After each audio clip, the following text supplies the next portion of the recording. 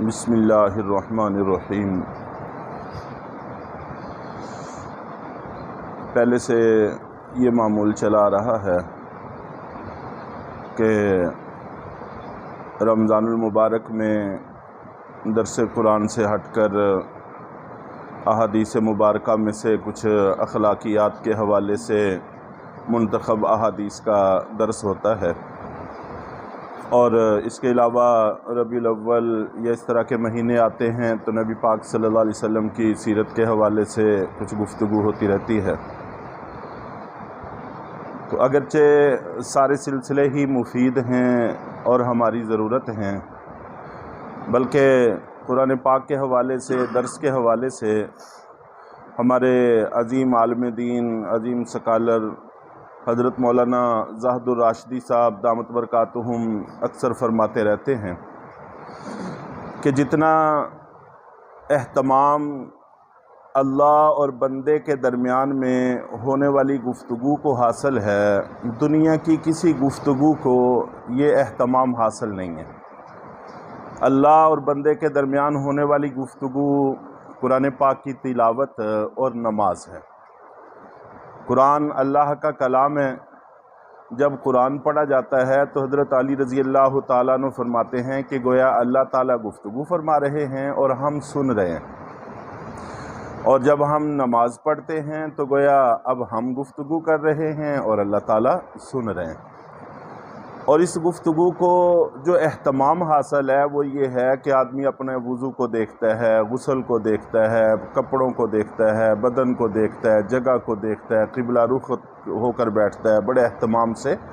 نماز بھی پڑھی جاتی ہے اور تلاوت بھی کی جاتی ہے۔ تو اتنے سارے اہتمام کے ہونے کے باوجود یہ عجیب گفتگو ہے اللہ اور بندے کے درمیان میں کہ جب اللہ بولتے ہیں بندہ سنتا ہے، تب بھی بندے کو کوئی پتہ نہیں کہ اللہ کیا کہہ رہے ہیں اور ہم کیا سن رہے ہیں، ہمیں کچھ سمجھ میں نہیں آتا۔ اور جب ہم نماز پڑھتے ہیں، اللہ کو اپنی باتیں سناتے ہیں، تب بھی ہمیں پتہ نہیں ہوتا کہ ہم کیا بول رہے ہیں، ہم اپنے اللہ سے کیا کہہ رہے ہیں۔ تو گفتگو وہ ہوتی ہے کہ جس میں دوسرے کی سمجھے بھی اور جو خود کہہ رہا ہے اس کا بھی بندے کو پتہ ہو کہ میں کیا کہہ رہا ہوں۔ تو یہ ہماری اپنے دین سے بہت دوری کی علامت ہے، اور یہ کم سے کم درجہ ہے کہ چلو کسی جگہ درس قرآن کا اہتمام ہو تو ہم اپنے امام صاحب سے کوئی آیت سن لیں، اس کا ترجمہ سن لیں، اس کا مفہوم سن لیں، چلو تھوڑا بہت ہمیں اندازہ ہو جائے کہ اللہ ہم سے کیا کہنا چاہتے ہیں۔ یہ کم سے کم درجہ ہے، وگرنہ تو سال 2 سال نکال کر قرآن پاک کے الفاظ، اس کا ترجمہ، اس کا مفہوم، اس کا مطلب اور ہلکی پھلکی گرامر یہ باقاعدہ پڑھنی چاہیے، اس کو حاصل کرنا چاہیے، یہ ہماری اصل ذمہ داری ہے۔ بہرحال انشاءاللہ درس قرآن چلتا رہے گا۔ تو آج مجھے جس موضوع پر گفتگو کرنی ہے وہ لا یعنی اور فضول باتیں اور کام ہیں۔ رمضان المبارک میں ایسے کام جن کا کوئی فائدہ نہیں ہے، تو ایسے کاموں سے بچنے کی بھی انسان کو کوشش کرنی چاہیے، ان کو مفید کاموں میں صرف کرنے کی کوشش کرنی چاہیے۔ چنانچہ انسان جتنے بھی کام کرتا ہے یا گفتگو کرتا ہے، اس کو ہم بنیادی طور پر 3 حصوں میں تقسیم کر سکتے ہیں۔ نمبر 1 مفید، چاہے وہ دنیا کے اعتبار سے مفید ہو، جیسے ہم کاروبار کرتے ہیں، کام کاج کرتے ہیں، محنت کوشش کرتے ہیں، تعلیم حاصل کرتے ہیں، یا آخرت کے حوالے سے مفید ہو۔ اور بہت سارے کام ایسے ہیں جو دنیا کے حوالے سے بھی مفید ہیں، آخرت کے حوالے سے بھی مفید ہے، دونوں ہی فائدے اس پر حاصل ہوتے ہیں۔ اور ایک حصہ کاموں کا مضر میں آتا ہے جس میں ہم اپنا نقصان کرتے ہیں، چاہے دنیا کا نقصان ہو، چاہے آخرت کا نقصان ہو، چاہے دونوں کا نقصان ہو۔ جتنے بھی گناہ ہیں یہ سارے کے سارے ایسے ہی ہیں کہ دنیا کا بھی نقصان ہے اور آخرت کا بھی نقصان ہے۔ اور تیسری قسم کے وہ کام جو نہ مفید ہیں نہ مضر ہیں، نہ اس میں کوئی فائدہ نہ نقصان، تو اکثر بصیرت رکھنے والے اہل علم لوگوں نے اس کو بھی گناہوں کی فہرست میں شامل کیا کہ اگر غور کیا جائے تو یہ گناہ ہی بنتے ہیں۔ مثال کے طور پر ایک آدمی کو کہے، اور اس کو صرف مثال نہ تصور کیا جائے، یہ حقیقت میں تصور کیا جائے کہ کسی کو کہا جائے کہ یہ ایک سونے کی ڈلی پڑی ہوئی ہے، ڈھیلا پڑا ہوا ہے، تو کلو کے لگ بھگ ہوگا،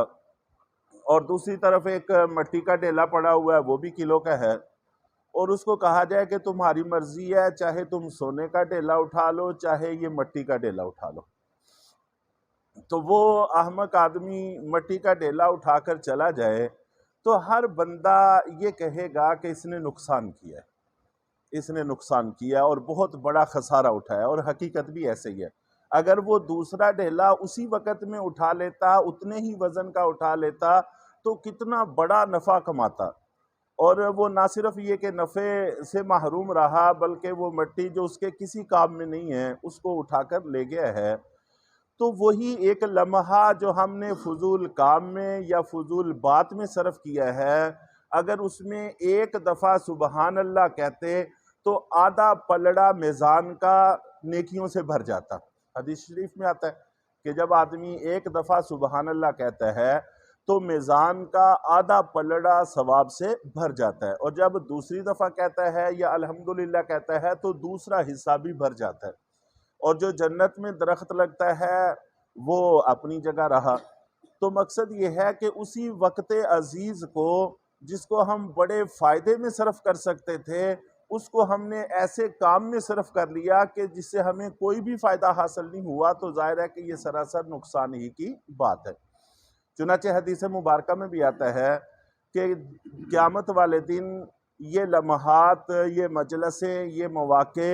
حسرت اور افسوس کا باعث بنیں گے کہ جن کو انسان نے فضول کاموں میں صرف کیا ہوگا، اللہ کے ذکر کے بغیر صرف کیا ہوگا، یہ وہاں پر بھی حسرت کا باعث بنیں گے۔ تو جو چیز حسرت اور افسوس کا باعث بنتی ہے تو سراسر وہ گناہ ہی ہوگی۔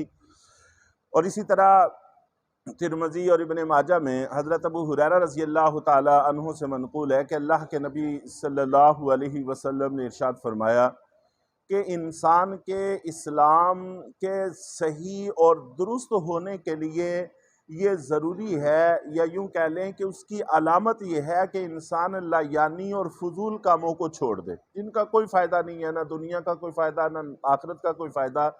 تو ایسے کاموں کو چھوڑ دینا گویا کہ اس کے اسلام کے صحیح اور درست ہونے کی نشانی ہے، اور اگر وہ فضول کاموں میں لگا رہتا ہے، اپنے وقت کو ایسے کاموں میں صرف کرتا رہتا ہے، تو اس کا مطلب یہ ہے کہ اس کے اسلام میں نقص ہے۔ بلکہ ایک واقعہ بھی کتابوں میں لکھا ہوا ہے، حضرت کعب ابن عجرہ رضی اللہ تعالی عنہ، یہ نبی پاک صلی اللہ علیہ وسلم کے بڑے پیارے صحابی ہیں، یہ آپ کی مجلس میں آتے جاتے رہتے تھے۔ تو ایک دفعہ ایسا ہوا کہ کئی دن تک یہ نہ آ سکے، تو اللہ کے نبی صلی اللہ علیہ وسلم نے ساتھیوں سے پوچھا، تو انہوں نے بتایا کہ اللہ کے رسول ان کی صحت ٹھیک نہیں ہے، بیمار ہیں۔ تو آپ نبی پاک صلی اللہ علیہ وسلم تیمارداری کے لیے تشریف لے گئے۔ آپ نے جا کر دیکھا کہ واقعی صحت بڑی گری ہوئی ہے، اور دنیا سے چل چلاؤ کا وقت ہے، نزا کی کیفیت ہے۔ تو اللہ کے نبی صلی اللہ علیہ وسلم نے تسلی کے لیے ایک جملہ ارشاد فرمایا کہ اے کعب، تمہیں بشارت ہو، تمہیں خوشخبری ہو۔ ابھی اتنی ہی بات ارشاد فرمائی تھی تو حضرت کعب کی والدہ پاس بیٹھی ہوئی تھیں، وہ پہلے ہی پریشان تھی اپنے بیٹے کی جدائی سے اور اس کی نزا کی کیفیت سے پریشان تھیں، تو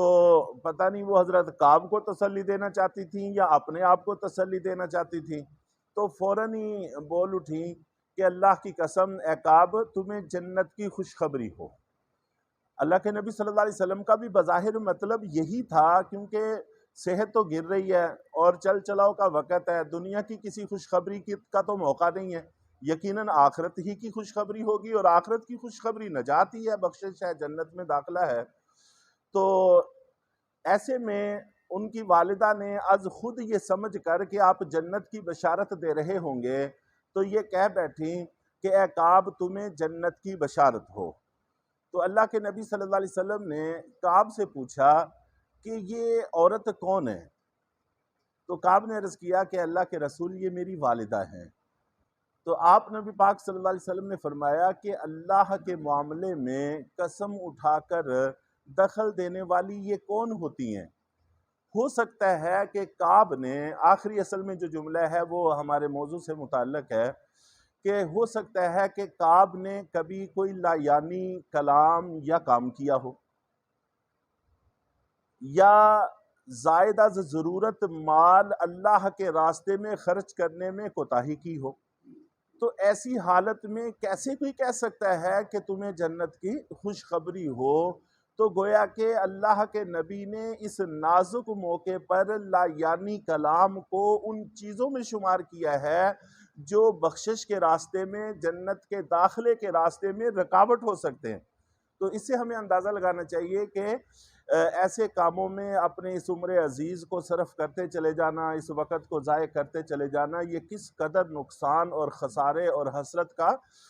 کی چیز ہے۔ تو اس لیے جہاں ہم نے اور بہت سارے اپنے معاملات کو رمضان المبارک میں بہتر کرنے کی کوشش کرنی ہے، تو ان میں سے اس کا بھی اہتمام کیا جائے کہ لایانی اور فضول کاموں کا، باتوں کا ہماری زندگی سے